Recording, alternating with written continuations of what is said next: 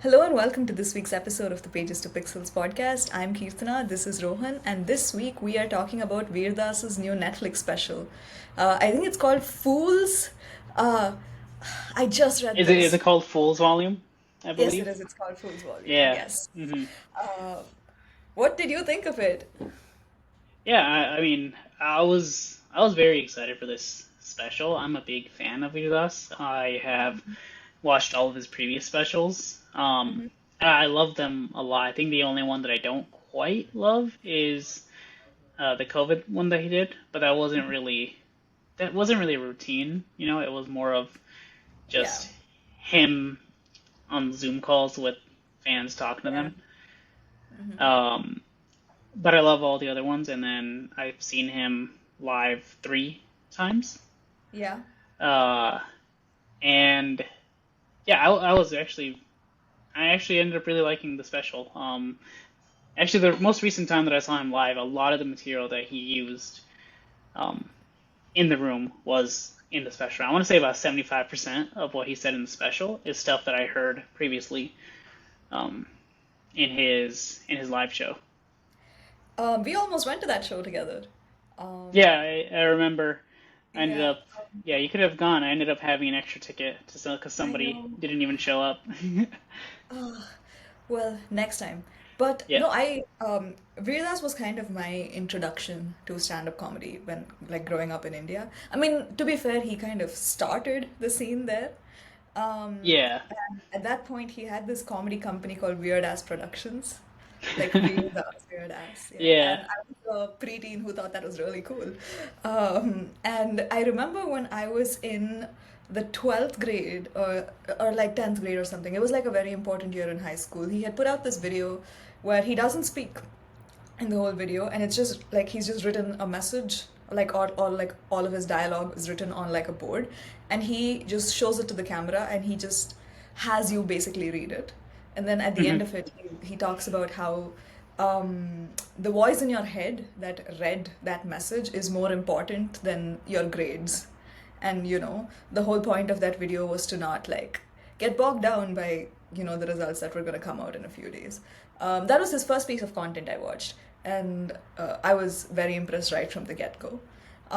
This special was incredible. It was very personal, and I think any art that comes from such a personal space is always like really, really cool to see, put out there in the world. Yeah. It's interesting because I think he tends to have a balance of personal. Mm-hmm. There's the personal, there's just the pure silly, and Mm-hmm. then there is the political. Yeah. I feel that he has been leaning more and more into the political for the Mm-hmm. few past few years. Yeah. No complaints with me. I love it when he gets super political. Mm-hmm. And it's very interesting because I kind of expected that, but then instead it was like just all personal. Um, Yeah. Especially because he did talk about a big portion of this is um, that he lost his ability to speak, Mm-hmm. uh, which that's something that wasn't in the um, when I saw him, because I guess that was probably before he lost the ability to speak. Yeah. Um, and It's it, very it sorry. no, go ahead. No, I was gonna say it's really interesting because like when you take away, I feel like all artists are very attached to their art, and like their art is a big part of their identity and personality and life and all of it. So it's interesting when you take away the one thing that makes him an artist, like it's his Yeah, ability to tell stories. So I thought the way that they had cut this entire special, going back to the real footage of like X, Y, and Z dates, um, before the actual filming, I thought that was a really cool like directional choice. yeah. I've also never seen the cutting back and forth, Hmm. at least to this extent. The only other time I've seen it is actually one of his other specials. I think this is his Hmm. first Netflix special, A Broad Understanding, where it was Yeah. cutting back and forth between New York and Mumbai, I believe. Mumbai. Yeah. Yeah. And but now it's 4 locations. It was New York, um, again, London. Mumbai again, London, and was it Hmm. LA? Was that the fourth one, No, or I was it think it was. I Sydney? think it was just the three. I think it was just Mumbai, Oh, it was LA, just and three. yeah. Okay, I mean, I so could have like sworn it like was four. New York. Yeah, Okay. yeah, I think it was Mumbai, London, and New York. But no, I thought it was very effective storytelling because he even addresses this in the special where he talks about people aren't here listening to my jokes, they're here listening to the reaction of the audience. And you can really see kind of the difference between that as he cuts between the three locations. Yeah, well, at least that was the whole government Intention. thing where Yeah. he was talking about the government cracking down on free speech, which is something that he's talked about before. Because if he did a series of videos called 10 on 10, Mm-hmm. which I don't think he did. He ended up doing 7, but that's fine. Mm-hmm. Uh, so, and one of the first ones was freedom of speech, and the thing that he had mentioned was, and I'm paraphrasing here because I don't remember word for word, but it's like the thing that is not scared, the government is not scared of um, the sound of. Yeah. They're not scared of my voice. They're scared of your laughter, Yours. Yeah, yeah, yeah. which he kind of once again brought back. Yeah. And I mean, it is. I know that we are kind of analyzing the meanings of it, and Mm-hmm. I think it's beautiful. But also, if we're just talking about the comedy, Mm-hmm. it's really funny. Yeah. Um, I think one of my favorite. I think my favorite part of the special, at least Mm-hmm. the funniest part when he's talking about um, fighting the guy at the club. Yeah. Yes. That was Um, a beautiful scene that he built. yeah, and it's just like from every little thing. It's just after this long, we're gonna go outside and fight. Mm-hmm. Just like this is actually something he did when I when I saw him, and he did the entire. He recited the Oh, the dunuk song. dunuk, uh, and it was the exact it was the exact set. It was Mm-hmm. um the exact the the the exact bit with the same punchline, and just both times, whether it's on TV or in person, it just worked so well. There's just he knows how to write good humor, but he also knows how to deliver um, Yeah. the humor Um, well. yeah, I think the performance of it was very, very, like well done. Yeah, I mean, you can tell that he's a seasoned artist. yeah. When it comes to the writing He's itself, sorry. no, I was gonna say he's also just super good at there's joke delivery, but then and I think one of the guys who has perfected this is John Mulaney. Uh, Mm-hmm. he just has like all of his jokes are elevated by the fact that it's John Mulaney. Like you can't get someone else to deliver Yeah. those jokes. Uh, but I think and Vidas has that, but he also is just really good at. Um, I mean, his accents are amazing, Very spot on, uh, yeah. I and know he's trying to caricaturize, but still. yeah, and along with the along with the accents, it's his. Um, he will do like sound effects with his voices, which are also amazing. Yeah. Um, he did it in the beatbox sequence. Mm-hmm. Uh, yeah, which a funny story is I was watching this with my friends, and Mm-hmm. he's talking about like Gen Z versus non-Gen Z, and basically most of us um, were Gen Z. Mm-hmm. Anyways, there's a few people like I'm millennial, but like if I was born literally 6 months later, I would be considered Gen Yeah. Z. That's You're how basically close to Gen Z. Yeah. the border I am. And then Mm-hmm. a couple people, it's like if they were born like 2 years later or Mm-hmm. earlier, then they would be considered millennial. There is one Mm-hmm. guy who he is like firmly Gen Z, like right in the middle. Mm-hmm. And it's funny because as Vilas was beatboxing, he Yeah. goes, "Oh, let him cook," and And then the next second and he then says that. yeah, 2 seconds later, Vilas is like Yep. most of the normal people in the audience are like The uh, hell is have this? Yep. like I've lost, and the Gen Z people are like, let him cook, bro. No, it's great. It's like I keep like many times with comics or even just general creators and writers, you'll see kind of them aging out of like the college student population, like their jokes Yeah, age with them. I feel like that happened with Vedas a while ago, but I still think that the pulse he has on like what's going on is pretty strong. Um, really, I I'm actually going to disagree with you. I don't think that his humor has aged, um, because I know a out lot of of young people that really like him. yeah, and I mean. I think the humor is still good, but I just think that the kind of comedy it used to be is more different now. Like in this set, I thought it was extremely personal. He was very vulnerable with all Oh of yeah. it. Hmm. And just in terms of the writing, like, I mean, we took a comedy class, so it's like a lot of good comedy comes from just subverting expectations. So when you're watching a stand-up comedy show, I feel like I'm expecting them to say something to subvert expectations. But I Right. think uh, the reason that the reason that this show worked so well for me was because I don't know, like despite the fact it's a little like it's a little loop because you're expecting to be surprised. Yep. So technically when the surprise comes, you are already expecting it, so it's not a surprise. But here I thought some of the like I mean some of the like there were a couple of jokes and I wrote down one or two of them. But the way he flips it was extremely unique. Like I like didn't see it coming and it like brought out like a laugh out loud even when I was watching it on my phone, like while I was doing something else. So, no, I thoroughly enjoyed the writing of this show. I did see some stuff, some people online saying that it didn't feel like the flow was a little off. Did you feel that way? Yeah, I have heard that. And I think a lot of that is due to the fact that he is cutting back and forth between these different locations. I don't think that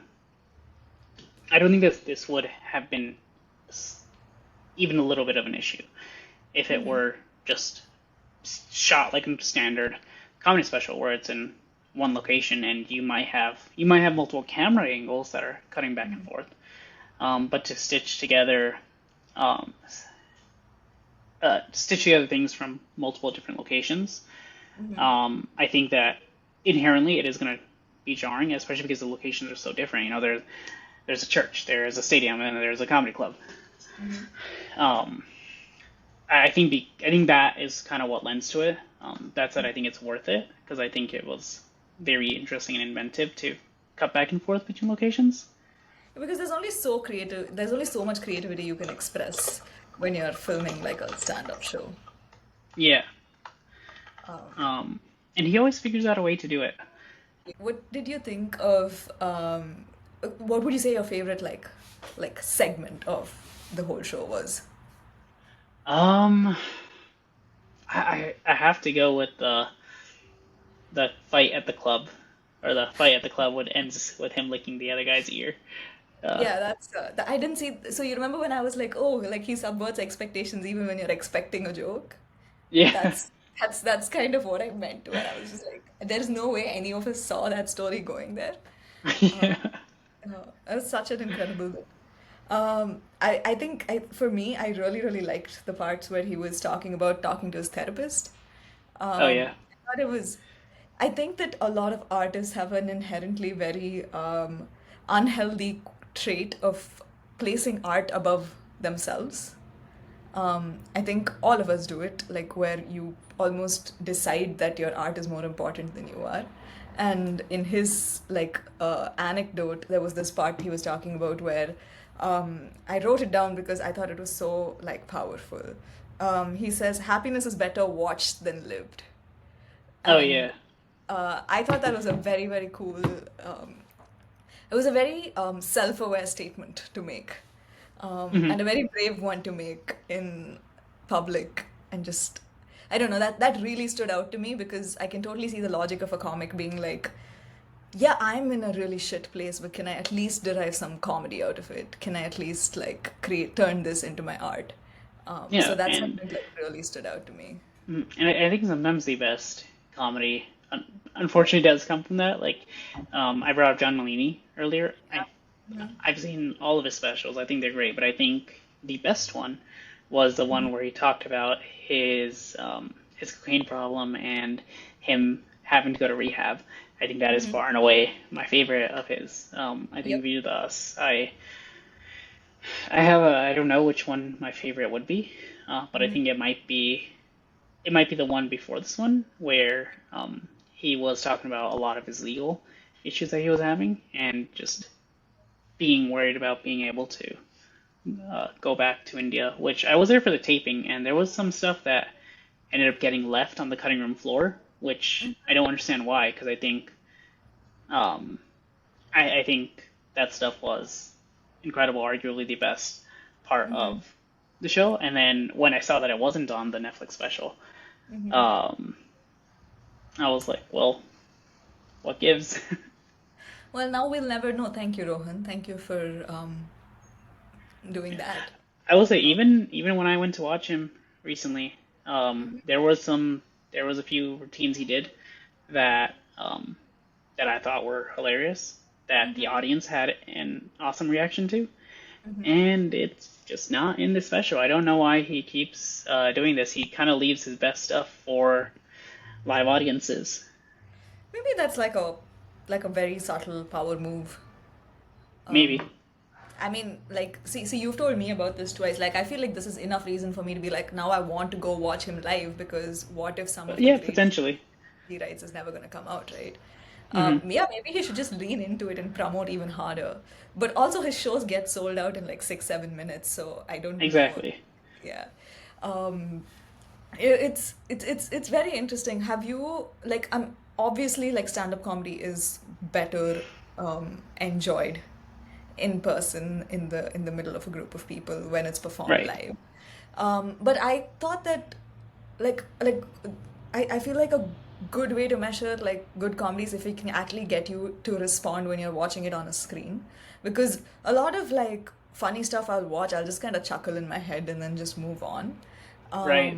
I think this show succeeded in like actually like because I had it playing in the background and I was doing some other stuff, but then like the bit would get so good that I would stop the other stuff and my attention would come back to screen, which is Hmm. the exact opposite of the general like second screenwriting trend that we Yeah. see around. So I was very just generally happy to consume this show because it felt like going back to a time when like real quality stuff was being put out and your attention was being demanded when it was being played. Yep. Yeah, I would agree. I think it is. I think comedy generally is best enjoyed in a crowd. And that's not just like it's not just live comedy, but also movies. Yeah, I think watching a funny movie in a packed theater versus watching it um, yeah. uh, at home alone does make a difference. I think it's that and horror that really just the crowd elevates it. Um, It's a very communal experience. but I also do agree. I think that sometimes like really really good comedies stand out when you can just watch them by yourself, and it's not you're not just watching it like, oh hey, that's funny. You are actually laughing. Um, Yeah. and I think Via does kind of pass that test. Not just this special, but even his previous ones. Yeah. There is also a inherent rewatchability with them. I Yeah. have I have like been able to rewatch them many times. Sometimes I can even just put it on and listen to it. Yeah. No, I'm glad you brought up the rewatchability because I agree. I'm going to be rewatching this. Oh yeah, Especially because I think throughout the show he dropped these like little nuggets of like truth and and he phrased it really well. Like one of the other things that I wrote down was when he said that humans are just noise. yeah, uh, when you get silent, you die. And it made me pause for a second and think, and it clearly stuck with me because I wrote it down and like have still been thinking about it. Um, I think that is also like one of the other reasons I really appreciated the show because it was like funny shows are great to watch, but also if art makes you think, then it's inherently like well done. yeah, I'm surprised that he didn't. Well, I mean, we all know that he used to be political, and then there was a lot of trouble, and then he kind of went a different direction with this. Now, whether he decided to go a different direction because, um, now whether he decided to go a different direction because, he was getting backlash from being political, or because this was just a creative choice, I'm not sure. right. I did miss some of his more political takes, like I was kind of hoping and waiting for it. Mm. Uh, did you feel that at all? I I think it was going to be more political. I think Mm-hmm. that the reason why it wasn't was because of him losing his voice. Again, I am comparing it to the show when I saw him live. Mm-hmm. And he had specifically said in that show that it is not structured, but it's him testing out material for Mm-hmm. um, that he would be using in the future. And everyone knew that there was going to be a Netflix special. Mm-hmm. Um, so when I was, and now at that show, he did get super political. Mm-hmm. Um, I can't remember a lot of the specifics off the top of my head, but he got very political, and I think that it was going to be a lot of the same, Mm-hmm.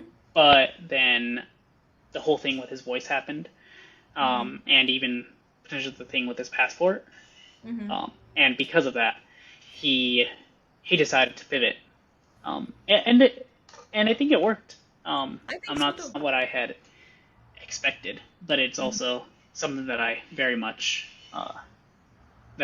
enjoyed. Uh, okay, I want to talk about the passport reveal um, because Yeah. it was sitting in the file, and I think that was such a clever way to Yeah. bring it back. Yep. Um, Mhm. which half the people I watched it with didn't even get it at first, but it's like no, that's I was because very he's impressed. saying Yeah. the passport, it appeared with the jokes that is, and he said he would make him look like a god. Yeah. Um, yeah, that was an awesome note to end it on. Yeah, I agree. I actually, that was also one of my other favorite bits in the show, and I was actually just going to talk about the callbacks because there were a bunch of callbacks throughout the show. And as a writing technique, callbacks are useful because they help the audience feel as if they're a part of the inner circle. Right. Like it's like a self-referential, oh, we're all in this together kind of thing. And I thought he was very effective in the way he did it. Hmm. Yeah, I agree. Um, And this is for me, this is the thing that does separate Vidas from many of the other comedians. I think many of the other comedians, um, they are they are just as funny, mhm. maybe even funnier than Vidas. But I think Vidas is for me, he is the best storyteller when it comes to stand-up comedy. Uh-huh. But and he's still extremely funny. Yeah. Um, so I think when you combine the two, it just for me creates something very very special that um, I don't necessarily think the others have. Not that others don't tell stories, they do. Right. I just think that Chemistry works for you. I think he's the best at it, and even if he is not the funniest, Mhm. he is still elite at that skill. And because one skill he is the best at, and he's still elite, he just ends up being my favorite overall. Is it because he's a global comic, Rohan? I thought that was really clever. No, I thoroughly enjoyed the show. I'm glad we decided to cover it because otherwise, this was definitely one of those shows that I would have been like, oh, I really want to watch it, and then it just kind of gets lost in the mix. So no, I'm glad I got to watch it. So the way we score things on Pages Pixels is on script covered scale. There is pass when we don't think it's very good, consider when we think it's pretty good, but not necessarily great, and recommend when we think it's anywhere from great to a masterpiece. So with that said, how would you rate Vijadas full volume? Um, I'm going to say recommend. I was trying so hard for so long to think of a joke or like put out a setup or do something and like subvert expectations, but it's just not happening. So I'm just gonna say this is a very strong recommend from me. Oh yeah, very very easy recommend for me also. Again, he's my favorite comedian, and I had sky high expectations for this show, and the show delivered something that I did not expect, but Mhm. was still was still incredible. So Mhm. easy recommend. I watched the new South Park episode last week. Um, Yeah. the very controversial episode that came out right after they signed the $1 billion deal. And Yep. I think after watching that episode, they are worth every one of those dollars.